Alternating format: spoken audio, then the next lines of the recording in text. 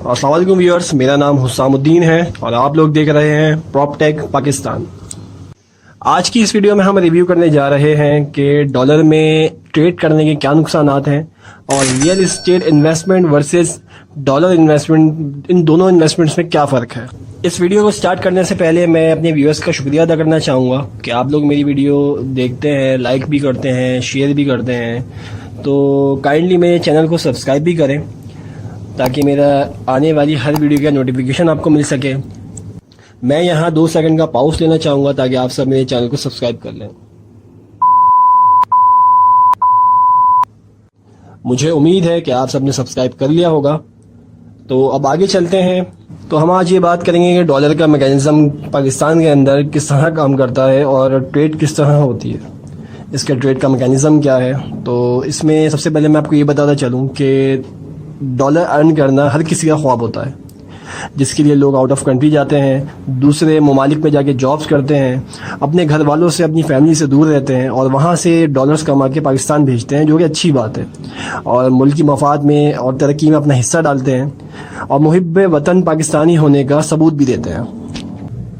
वहीं कुछ लोग ऐसे होते हैं जो अपना सरमाया पाकिस्तान के अंदर रहते हुए डॉलर को ख़रीदने में मसरूफ़ रखते हैं, डॉलर्स को सस्ते दामों ख़रीद कर इंतज़ार करते हैं और दुआएं करते हैं उसके महंगे होने का, जिससे उनका एक छोटा सा वक्ती फ़ायदा उनको मिल जाता है। लेकिन वो ये नहीं जानते कि ऐसा करने से मुल्क को किस तरह नुकसान पहुंचा रहे हैं और अपना हिस्सा डाल रहे हैं मुल्क को तबाह और बर्बाद करने के लिए।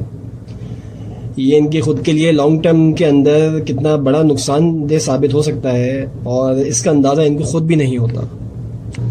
एक मिसाल हम लेते हैं, वसीम ने डॉलर्स में इन्वेस्ट करा और $2000 जो है वो परचेज़ कर लिए, जो कि आज के रेट के हिसाब से जो बनते हैं तकरीबन 5,72,000 रुपये के बनते हैं।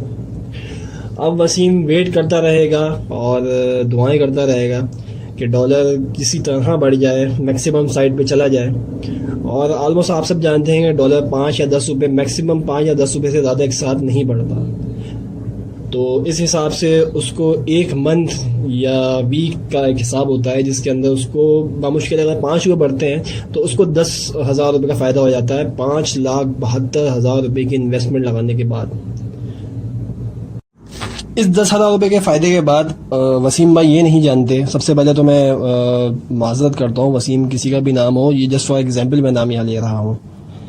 तो इस इन्वेस्टमेंट के बाद और इस इन्वेस्टमेंट के इस नताइज के बाद 10,000 रुपये कमाने के बाद उस शख्स को ये मालूम नहीं होता कि उसके कितने नेगेटिव नताइज मुल्क की इकनॉमी के ऊपर और महंगाई, इन्फ्लेशन जिसे हम कहते हैं हुर्फ़-ए-आम के अंदर, उसमें कितना बड़ा जो है वो अपना हिस्सा डाल रहा है।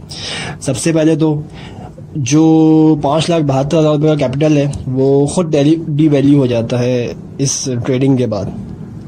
वो एक बहुत लंबा साइकिल है तो इतना ज़्यादा पता नहीं चलता हमें। वक्ती तौर पे तो ये नज़र आ रहा होता है कि हमें जो है ना वो 10,000 रुपये का फ़ायदा मिल गया, लेकिन इसके बाद पीछे महंगाई में उसने अपना 0.009% जो अपना हिस्सा डाला है, उसकी वजह से उसका जो अपना कैपिटल है वो भी जो है वो डिवैल्यू हो जाता है। दूसरा पॉइंट यहाँ पे ये है कि डॉलर की डिमांड में इजाफा हो जाता है, जिसकी वजह से रुपये की कदर में कमी आ जाती है।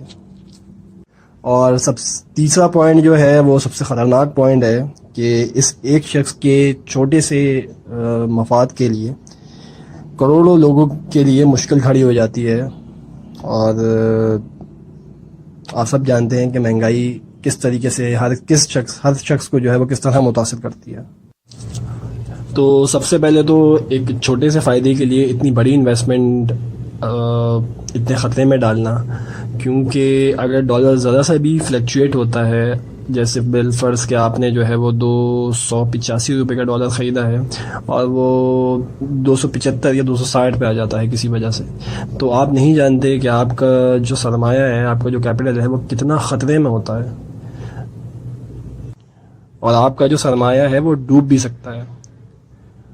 और इस वक्ती फ़ायदे को हासिल ना करने के लिए सिर्फ चंद हज़ार लोग डॉलर के अंदर ट्रेडिंग करना छोड़ दें तो ये बढ़ती हुई इन्फ्लेशन का जो एक रुझान है, इस पे कहीं ना कहीं जो है वो काबू पाया जा सकता है। ये जस्ट एक انفلیشن کے اندر ایک پارٹ ادا کرتا ہے بڑھنے کے اعتبار سے.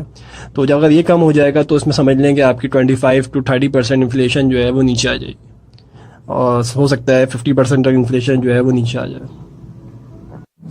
اب ہم بات کرتے ہیں ریئل اسٹیٹ میں انویسٹ کرنے کی. پاکستان کے اندر ریئل اسٹیٹ میں انویسٹمنٹ ڈالر کے اگینسٹ کس طرح فائدہ مند ہے. ہم یہاں مثال لیتے ہیں زید کی, کہ زید نے ایک ریئل اسٹیٹ پروجیکٹ میں 5 لاکھ روپے سے انویسٹمنٹ کری, اور ساتھ ساتھ وہ انسٹالمنٹ پے کرتا رہا 5 سال تک. اس نے کوئی بھی پراپرٹی ٹائپ بک کروایا, جسٹ لائک ایک پلاٹ, شاپ یا فلیٹ. تو اس کے اندر اس کا جو ایک سرمایہ ہے 5 لاکھ روپے, اور ساتھ ساتھ جو انسٹالمنٹ پے کر رہا ہے, وہ 5 سال بعد ایک پراپرٹی کی شکل میں اس کا پروفٹ اس کے سامنے کھڑا ہوا ہوگا.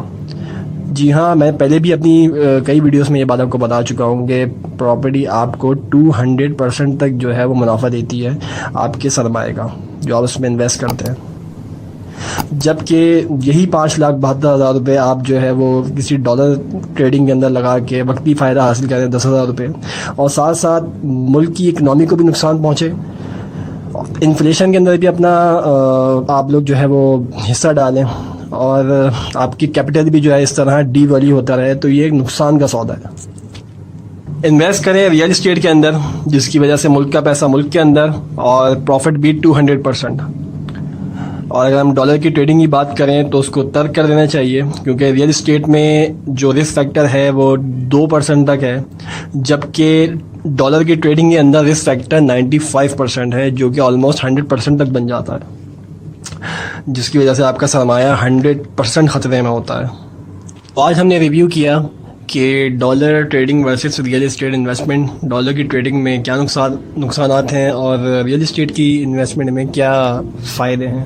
تو گائز اس کے بعد مزید ویڈیوز آنے والی ہیں میری ریویوز کے حوالے سے, جس میں آپ اسٹاک مارکیٹ اور گولڈ کے حوالے سے میں ان کی انویسٹمنٹ پر ریویو دوں گا.